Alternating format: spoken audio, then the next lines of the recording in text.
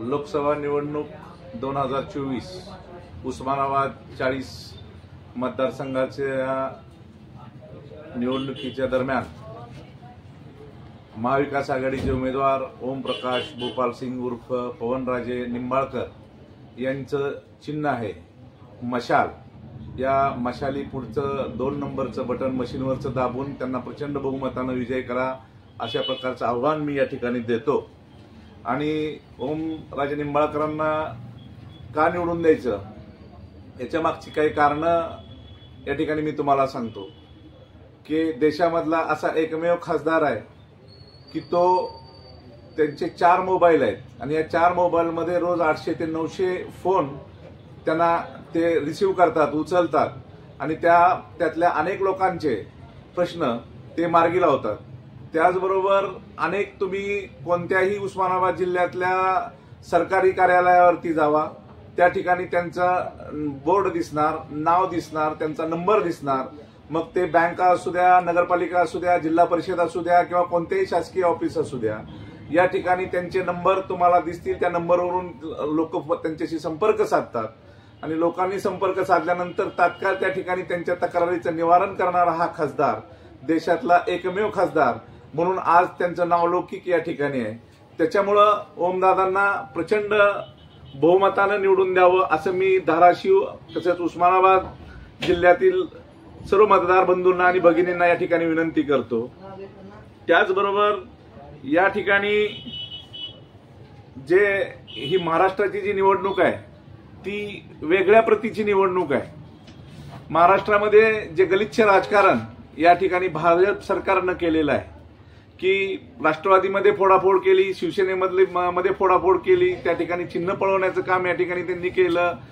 त्याचबरोबर अनेक स्वायत्त संस्था ज्या आहेत त्या स्वतःच्या ताब्यात घेऊन त्यांचा गैरवापर करण्याचं काम भाजप सरकारनं केलेलं आहे आणि हे देश पातळीवरती महाराष्ट्रामध्येच झालेलं आढळून येत आहे बऱ्याच प्रमाणामध्ये। त्यामुळं महाराष्ट्रामध्ये सध्याची स्थिती बघता हे सर्व इलेक्शन, ही सर्व निवडणूक महाराष्ट्रातली जनतेने ताब्यात घेतलेली आहे आणि हे जनतेने ताब्यात घेतलेली निवडणूक असल्या कारणानं या ठिकाणी महाराष्ट्रामध्ये महाविकास आघाडीचे जवळजवळ 35 ते 36 खासदार हे निवडून येण्याची शक्यता फार मोठ्या प्रमाणामध्ये आहे। त्याच्यामुळं या ठिकाणी जी सत्तेची नशा या भाजपच्या सत्तेवर असलेल्या लोकांना आहे, त्याचबरोबर संपत्तीची जी नशा मोठ्या प्रमाणामध्ये या ठिकाणी उस्मानाबाद जिल्ह्यामध्ये सुद्धा आहे। तर ही सत्तेची नशा आणि संपत्तीची नशा जिरवण्याचं काम महाविकास आघाडीच्या माध्यमातून त्याचबरोबर जनतेच्या माध्यमातून होणार आहे असं मला या ठिकाणी वाटतंय। कारण लोक एका बाजूला ओमदादा आहेत की ज्यांना लोक पैसे देऊन या ठिकाणी मतदान करतात, हे असं फार देशामध्ये फार तुरळक ठिकाणी हे बघायला मिळतंय। तर मला तर वाटतं की महाराष्ट्रामध्ये हे पहिलंच उदाहरण असेल की लोक प्रत्येक सभेच्या ठिकाणी त्यांना धनादेश त्या ठिकाणी देतात, चेकच्या माध्यमातून त्यांना पैसे देतात, लहान लहान मुलं खाऊचे पैसे सुद्धा त्या ठिकाणी त्यांना देतात। तर अशा पद्धतीचं काम ओमदादांचं आहे आणि एका बाजूला जेवणावळीसाठी मोठ्या प्रमाणामध्ये बूथ वाईज पैसे दिले जातात, त्याचबरोबर पैशाचं वाटप मोठ्या प्रमाणामध्ये या ठिकाणी केलं जातंय मतदारांना। काही ठिकाणी वेगवेगळी आमिषे या ठिकाणी दाखवली जातात, खोटे गुन्हे या ठिकाणी दाखल केले जातात। अशा पद्धतीची दहशत या भाजप सरकारच्या काळामध्ये आपल्याला पाहायला मिळालेली आहे। त्याच्यामुळे हे नाकर्ते सरकार की कुठलाही व्यक्ती ह्यामध्ये समाधानी नाही, सुखी नाही। त्याच्यामध्ये शेतकरी असेल, त्याच्यामध्ये उद्योगधंदे करणारा असेल, लहान उद्योग करणारा असेल, नोकरदार वर्ग असेल, कोणताही वर्ग या ठिकाणी या सरकारच्या याच्यामध्ये समाधानी नाही। त्याचबरोबर अनेक जातीपंथामध्ये यांनी भांडणं लावण्याचं काम त्यांनी केलेलं आहे। मराठा आरक्षणाचा फार मोठा मुद्दा आहे। मराठा आरक्षणाला सगळे सोयऱ्यांचा कलम लावून या ठिकाणी मान्यता देतो असं म्हणून नवी मुंबईपर्यंत मनोज जरांगे पाटलांना या ठिकाणी बोलवलं, परंतु त्यांना परत त्या ठिकाणी अपमानास्पद वागणूक देऊन त्या ठिकाणी परत फसवलं, म्हणजे ह्या भाजप सरकारने फसवलं। त्याचबरोबर सत्तेत आल्यानंतर माझ्या धनगर समाजाला आरक्षण देतो अशा पद्धतीचा वल्गना 3 महिन्यामध्ये आरक्षण देतो अशा पद्धतीची वल्गना त्यांनी केली होती देवेंद्र फडणवीस साहेबांनी, परंतु त्यांना ते आरक्षण सुद्धा देता आलेलं नाही।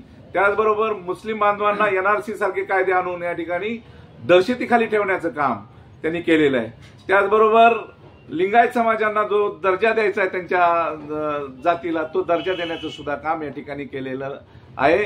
आणि ओमदादांनी या चारही प्रश्नावर, मराठ्यांचा असू द्या, मुस्लिमांचा असू द्या, आरक्षणाचा विषय असू द्या, लिंगायत समाजाचा असू द्या, या सर्व किंवा धनगर समाजाचा असू द्या, जवळ 20,000च्या पुढे तरी मताधिक्य जायला पाहिजे.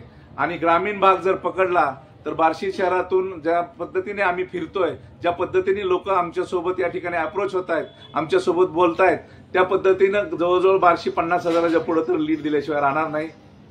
शासकीय कार्यालयासमोर त्यांनी फलक लावल्यामुळे मताधिक्य वाढेल असं तुम्ही म्हणता? शासकीय जे फलक लावलेले आहेत त्यामुळं काय झालंय की जागेवर लोकांच्या शंकेचं, जागेवर लोकांच्या त्रासाचं निरसन त्या ठिकाणी होणार आहे. आणि जागेवर तो प्रॉब्लेम लोकांचा सॉल्व्ह होणार आहे की लोकांना परत 10 वेळा त्या अधिकाराचे उंबरटे जिजवायची गरज लागणार नाही.